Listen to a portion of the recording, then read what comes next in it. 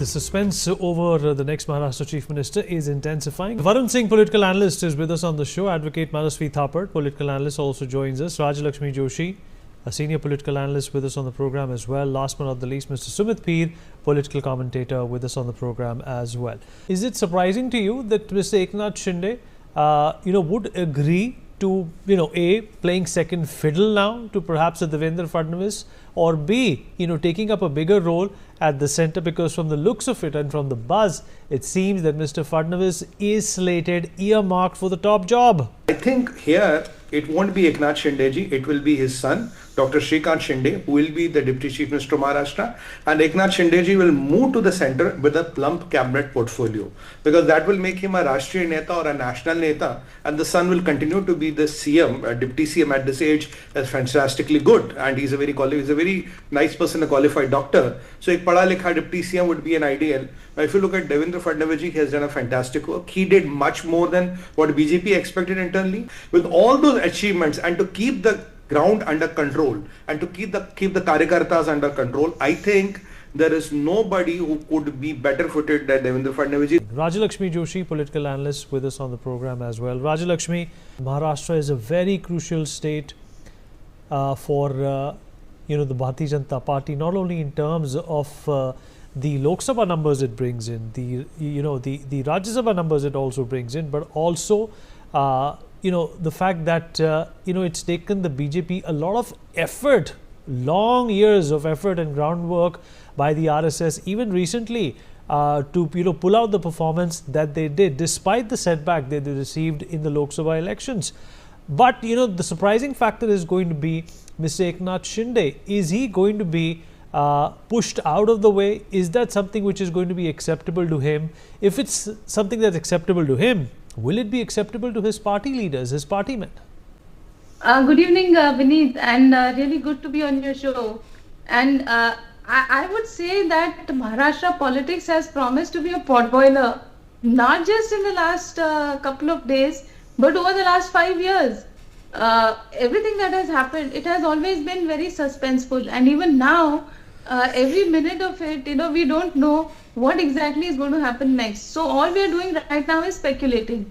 But even then, there are a few things on which we can base our speculation. So I would say that I partly agree with what Sumit Peer ji said. I think this must be the first time when I would love to disagree with a few things that he said. What he said about Devendra Fadnavis ji was so right, that he said that he needs to be grounded here in Maharashtra, and he's the one who can hold everybody together. He is exactly the person who has held together all the three parties and also the two stellar leaders from the two alliance partners. So all of that, he is the person who has held together all of them. So quite obviously, I think that even though BJP Maharashtra does have a problem of plenty right now, they do have a lot of other options. It's not like Devendra Fadnavis ji is the only face, but yes, he is the face when it comes to the person who will probably hold all of them together. He is somebody who can hold BJP Maharashtra here together and maybe take it to greater heights.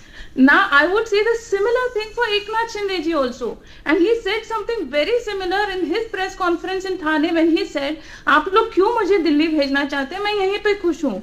So he has hinted very strongly, saying that I am somebody who is going to stay here and hold on to my roots. I am going to hold on to my party here together.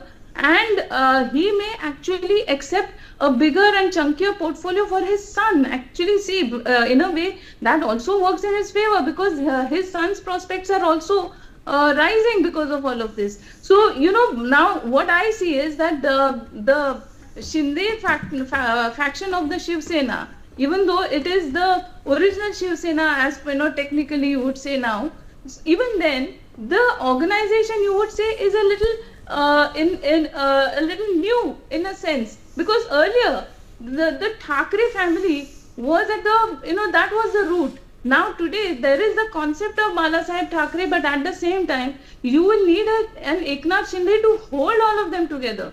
He will not want them to break away and another situation arising. So I am sure that he would want to stay here in Maharashtra and take care of his own party and of the Mahayuti as well, and at the same time in the center also he gets a meteor role. So Okay. Stay with that thought, Rajalakshmi. Let me come back to you. Most of his comments, but I do not agree with one thing when he says that Eknath Shinde became popular recently. No, he has been a statewide leader in Maharashtra since the late or early 2000. He has been popular over here. That is the reason when in 2014, when Shiv contested alone and they hadn't come with an alliance with BJP, it was Eknath Shinde who was appointed as the leader of the opposition of the state. So he has been here for quite a long time.